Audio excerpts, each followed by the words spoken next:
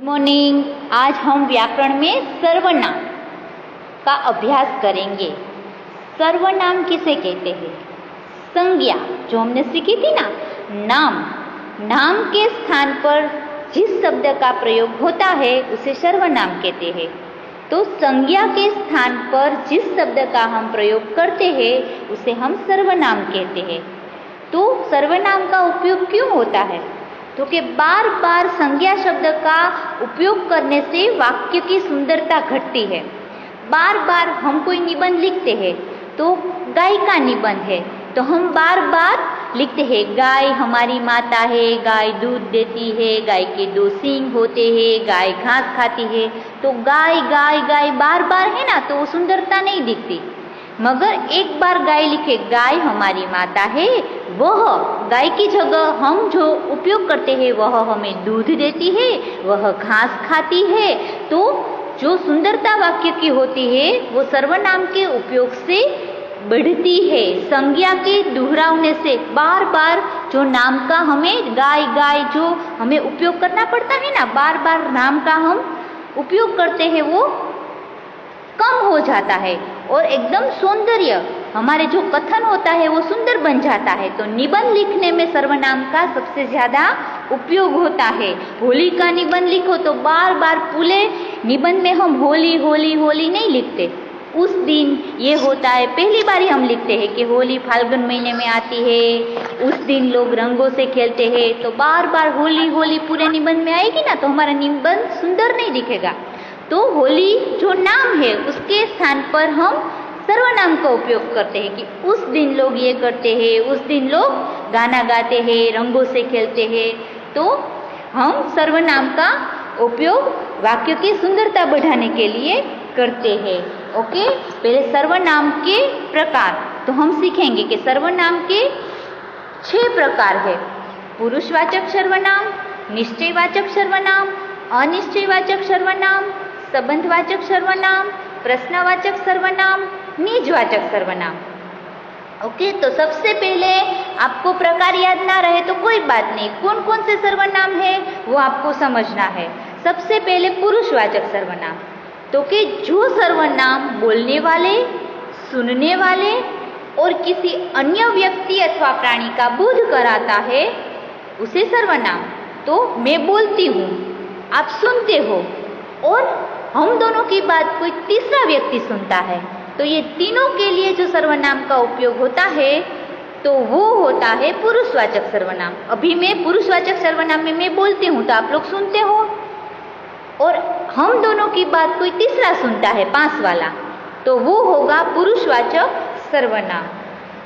तो पुरुषवाचक सर्वनाम में अलका ने पूछा कि वह कब जाएगी, साधु ने कहा आप ईश्वर से प्रार्थना करो।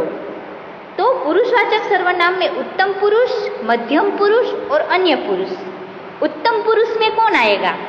तो बात कहने वाला। उत्तम पुरुष में मैं होगी, अभी मैं बोलती हूँ, जो बोलता है वो उत्तम पुरुष में मैं और हम, ये दोनों शब्द सर्वनाम के उत्तम पुरुष में आएंगे। मध्यम पुरुष में बात सुनने वाला, तो आप सुनते हो तो आप मध्यम पुरुष हो अभी। तो तुम और तू, तुम और तू वो मध्यम पुरुष होगा। अन्य पुरुष, तो हम दोनों के बीच जिस व्यक्ति, प्राणी अथवा वस्तु के बीच बात चल रही है उसके लिए प्रयुक्त होने वाले सर्वनाम को हम अन्य पुरुष कहेंगे। जैसे हम दोनों अभी मैंने बोला तो मैं उत्तम पुरुष में आई, मैं और हम ये शब्द होगा उत्तम पुरुष का। आप सुनने वाले हो तो तुम और आप, तू, ये सब मध्यम पुरुष हो गए।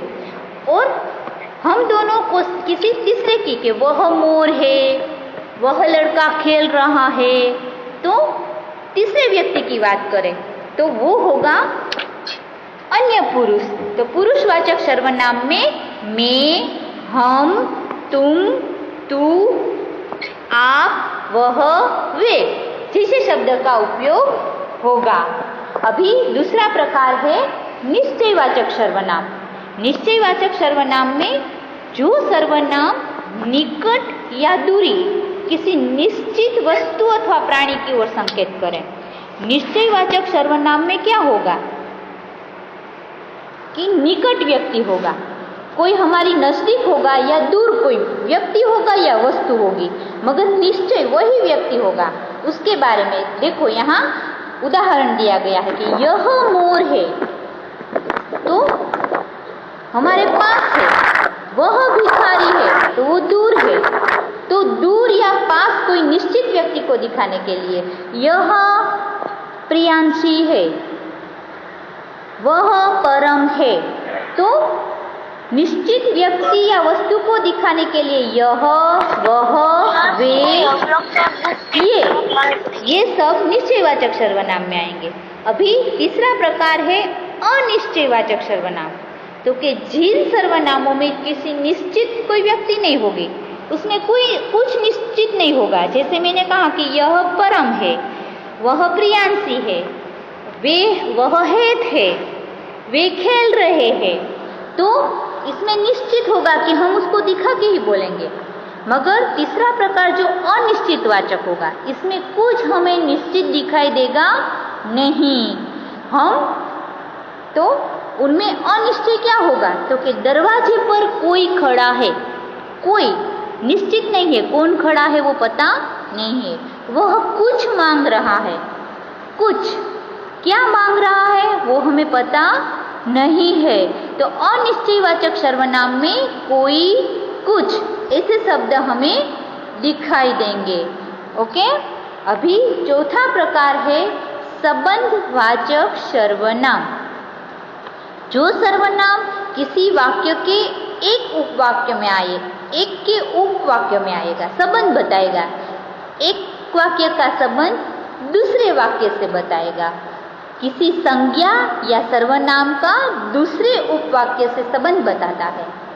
तो पहला वाक्य है वो दूसरे संज्ञा होगी, संज्ञा यानी पहले वाक्य में नाम होगा या सर्वनाम, नाम के बदले जो कोई शब्द उपयोग होगा वो होगा, और दूसरे वाक्य में उसका संबंध बताया जाएगा। इसलिए चौथे प्रकार का नाम है संबंधवाचक, रिलेशन बताता है, संबंध यानी रिलेशन वाक्य में बताता है, तो उसे संबंधवाचक सर्वनाम कहते हैं। जैसे मैं उदाहरण देती हूँ, मुझे वह कलम मिल गई है जो तुमने खो दी थी। कलम जो, तो पहले वाक्य का जो दूसरे वाक्य के साथ संबंध है, कलम की बात है, जो तुमने खो दी थी, कलम खो दी थी, वो उसे मिल गई है, तो पहले वाक्य का संबंध दूसरे वाक्य के साथ बताते हैं, वो संबंधवाचक सर्वनाम होते थे। यह वही लड़का है जो कक्षा में प्रथम आया है, तो पहले वाक्य में लड़के की बात है और उसका ही संबंध, उसकी कक्षा में उसकी ही बात की गई है, तो पहले वाक्य का संबंध दूसरे वाक्य के साथ होगा, तो वो होगा संबंधवाचक सर्वनाम। अभी पांचवा प्रकार है प्रश्नवाचक सर्वनाम। जो सर्वनाम प्रश्न पूछने के लिए प्रयुक्त होते हैं, जो हमें पता है हम प्रश्न पूछते हैं ना, तो प्रश्न पूछने के लिए प्रयुक्त होते हैं, उपयोग होता है, उन्हें हम प्रश्नवाचक सर्वनाम कहते हैं। जैसे मैं उदाहरण देती हूँ, पहला है तुम कौन हो, दूसरा है वह क्या खा रहा है, कौन, क्या, तो प्रश्न पूछने के लिए जिस शब्द का कौन, क्या ये सर्वनाम है। ओके, अभी उसमें भी छठा प्रकार है निजवाचक सर्वनाम। निज यानी स्वयं, अपने के लिए प्रयुक्त होता है। निज का मतलब है अपने के लिए जो हम प्रयुक्त करते हैं। जिन सर्वनामों का प्रयोग कर्ता अपने के लिए, कर्ता कौन, काम करने वाला, कर्ता कौन, जो हम काम करते हैं वो कर्ता होगा, जो कर्ता अपने के लिए स्वयं या अपने आप के अर्थ में करता है, उन्हें निजवाचक सर्वनाम कहते हैं। जैसे मैंने यह चित्र स्वयं बनाया है, वह अपने आप यहाँ आया था, तो स्वयं, अपने आप, ये निजवाचक सर्वनाम है।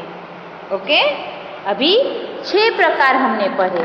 फिर से मैं रिपीट करती हूँ सर्वनाम के प्रकार, फिर से मैं रिपीट करती हूँ। ओके, तो आप फिर से समझ लो जो लेट आए हैं वो।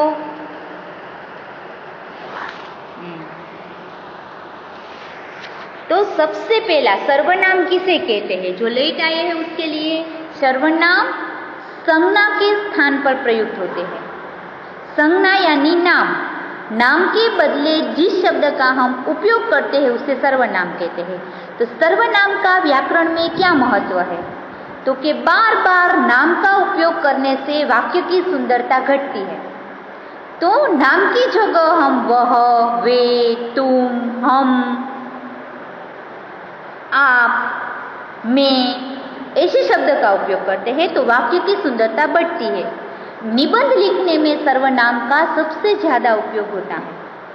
जैसे हम होली का निबंध लिख रहे हैं, होली फागुन महीने में आती है, होली के दिन लोग रंगों से खेलते हैं, होली है वो पवित्र त्योहार है, तो बार बार होली है वो संज्ञा है, नाम है, तो बार बार पूरे निबंध में होली होली होली होली लिखेंगे ना तो वो निबंध अच्छा नहीं लगेगा। उसकी जगह हम होली की जगह लिखेंगे उस दिन ऐसा होता है, उस दिन लोग उसका उपयोग करेंगे, जो सर्वनाम का उपयोग करेंगे, तो हमारा निबंध की सुंदरता बढ़ेगी। तो सर्वनाम के यहाँ 6 प्रकार दिए हैं। कौन कौन से प्रकार है? तो वाक्य की सुंदरता बढ़ाने के लिए संज्ञा का दोहराव, जो 2 बार संज्ञा का उपयोग होता है उसे दूर करने के लिए हम सर्वनाम का उपयोग करते हैं। सबसे पहला प्रकार है पुरुषवाचक सर्वनाम। पुरुषवाचक सर्वनाम में मैं, हम, तुम, आप, तू, वह, वे, ये पुरुषवाचक सर्वनाम में आएंगे। उसमें 3 व्यक्ति होंगे। पुरुषवाचक सर्वनाम में 3, बोलने वाला, सुनने वाला और अन्य व्यक्ति। बोलने वाला उत्तम पुरुष, सुनने वाला मध्यम पुरुष और अन्य व्यक्ति होगा वो अन्य पुरुष। तो उत्तम पुरुष में आएगा, जैसे मैं बोल रही हूँ तो मैं पढ़ा रही हूँ, मैं आपको सिखा रही हूँ, तो मैं होगी उत्तम पुरुष। अभी आप सुन रहे हो तो मैं कहती हूँ कि आपको समझ में आ गया, तो आप जो सुन रहे हो मुझे वो होगी मध्यम पुरुष। और हम दोनों मिलकर अभी बातें करें, देखो वह मोर है, वह गिर गया, तो हम दोनों उत्तम पुरुष और मध्यम पुरुष किसी तीसरे की बात करेंगे तो वो होगा अन्य पुरुष।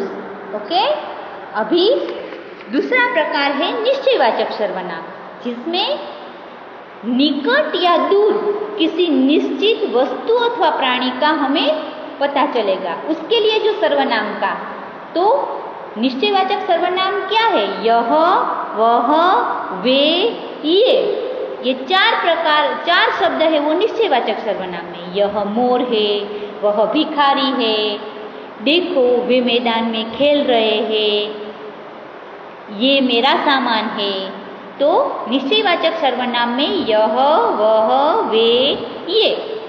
अभी अनिश्चयवाचक सर्वनाम में किसी निश्चित व्यक्ति या वस्तु का हमें पता चलेगा नहीं। जैसे उदाहरण है, दरवाजे पर कोई खड़ा है तो हमें वह पता चलेगा नहीं कि कौन खड़ा है। ओके, दरवाजे पर कौन खड़ा है वो हमें पता, कोई, कुछ, ये सब अनिश्चयवाचक सर्वनाम है। फिर संबंधवाचक सर्वनाम। तो संबंधवाचक सर्वनाम क्या होगा?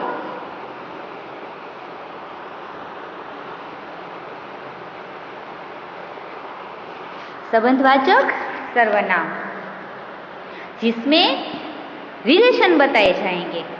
एक वाक्य का रिलेशन, संबंध दूसरे वाक्य से होगा।